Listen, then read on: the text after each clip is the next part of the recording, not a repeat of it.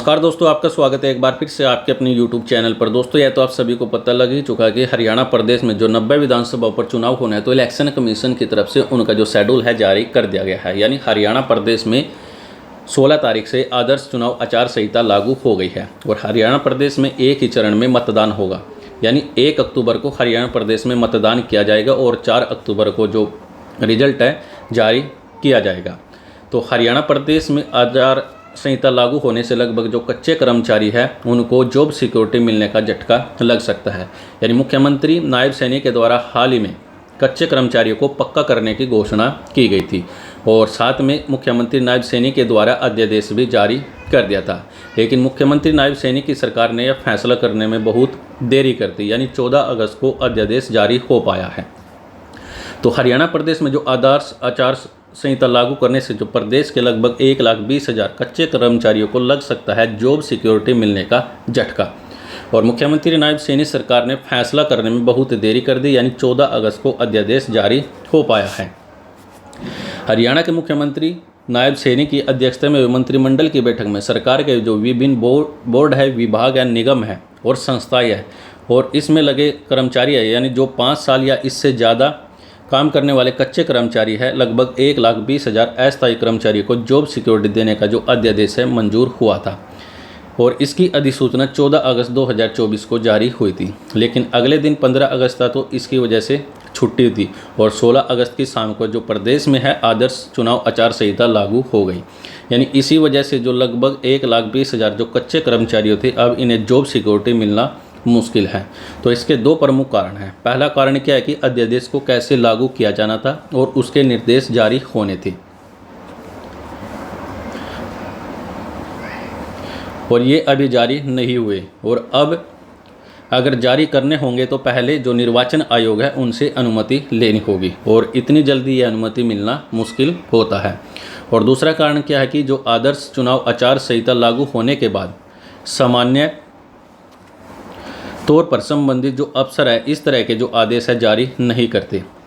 जैसे 2014 की बात करें तो जो तत्कालीन मुख्यमंत्री थे भूपेंद्र सिंह हुड्डा, उनके द्वारा भी जून 2014 में जो रेगुलाइजेशन पॉलिसी है जारी की गई थी ताकि समय रहते हुए जो संबंधित अफसर है जो यानी पात्र कर्मचारी है उनको रेगुलर करने का आदेश पारित हो सके।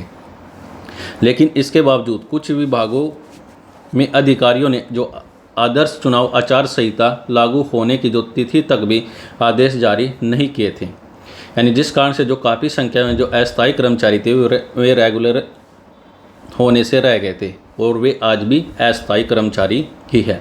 मगर जो मुख्यमंत्री नायब सैनी की सरकार में जॉब सिक्योरिटी देने का जो अध्यादेश तो जारी किया गया लेकिन ये 14 अगस्त को जारी हुआ और 2014 के मुकाबले में यानी जो वर्तमान 2014 में जो भूपेंद्र सिंह हुड्डा थे उनके द्वारा जून में जो रेगुलाइजेशन जो पॉलिसी है लागू की गई थी लेकिन जो उनको लागू नहीं कर पाए थे। लेकिन अब मुख्यमंत्री नायब सैनी की बात करें तो 2 महीने देरी कर दी। यानी अध्यादेश जारी करने में मुख्यमंत्री नायब सैनी के द्वारा यानी हरियाणा सरकार की जो इन्होंने देरी कर दी है। यानी अब अगर प्रदेश सरकार चुनाव आयोग से अनुमति ले और अधिकारियों को तुरंत आदेश लागू करने के लिए कहे तो बात अलग है। आदर्श चुनाव आचार संहिता लागू होने के कारण जो सरकारी कॉलेजों में जो एक्सटेंशन लेक्चरर है उनको जॉब सिक्योरिटी देने का जो अध्यादेश है 17 अगस्त को होने वाली मंत्रिमंडल की बैठक में किया जाना था, लेकिन अब इसको भी नहीं लाया जा सकता, इसलिए उनके लिए कोई एक्ट नहीं बन पाएगा।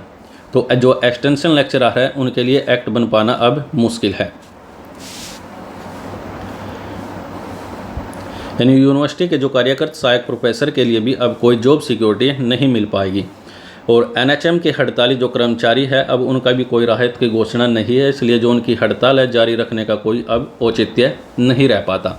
तो दोस्तों, प्रदेश में जो आचार संहिता लागू होने के कारण जो लगभग 1,20,000 कच्चे कर्मचारी थे उनको जो जॉब सिक्योरिटी का जो घोषणा की गई थी तो उनको झटका लग सकता है। जो एक्सटेंशन लेक्चरर हैं उनको भी जॉब सिक्योरिटी नहीं मिल सकती क्योंकि उनका जो अध्यादेश था 17 अगस्त को लाना था। लेकिन जो अब जो प्रदेश में आचार संहिता लागू हो गई है तो इसी वजह से जो अध्यादेश है अब नहीं लाया पाए गए।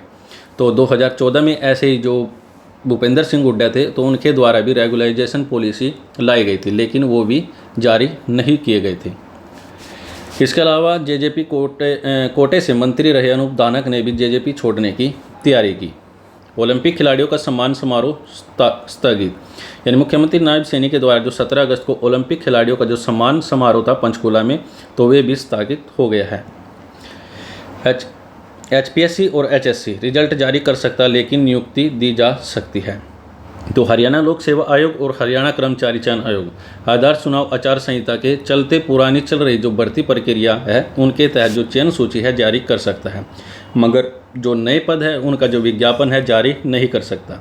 जो चयनित उम्मीदवारों को जो नियुक्ति पत्र दिए जा सकते हैं, यानी जो आपके चयनित हो, यानी जिनका एग्ज़ाम हो चुका है और उनका जो रिजल्ट है वो जारी हो सकता है और नियुक्ति भी दी जा सकती है, लेकिन जो नई भर्ती के लिए अलग नया विज्ञापन है वो जारी नहीं कर सकता। तो दोस्तों यह थी आपके जो प्रदेश में आचार चुनाव संहिता है जो लागू हो गई है, यानी लगभग मुख्यमंत्री नायब सैनी के द्वारा जो कच्चे कर्मचारी थे, यानी जिनको 5 साल या 5 साल से ज़्यादा हो गए थे, तो उनको जॉब सिक्योरिटी देने का वादा किया था। लेकिन प्रदेश में जो आदर्श चुनाव आचार संहिता लागू हो गई है, इसलिए जो ये कच्चे कर्मचारी हैं इनको जॉब सिक्योरिटी मिलना अब मुश्किल है। तो फिलहाल के लिए दोस्तों आज के लिए इस वीडियो में इतना ही।